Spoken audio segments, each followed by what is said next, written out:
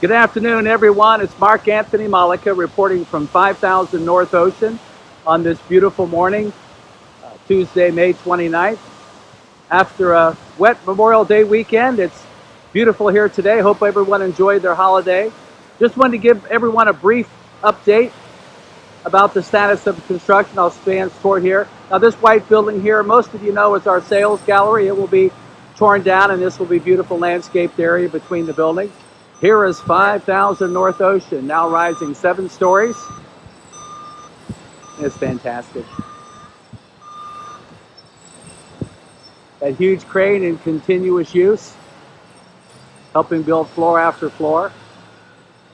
Later this week, I'll be joined by Project Director John Grimaldi, who can give us some more details about what activity we'll see in the weeks ahead. Mostly, I think we're just going to continue to ascend the tower.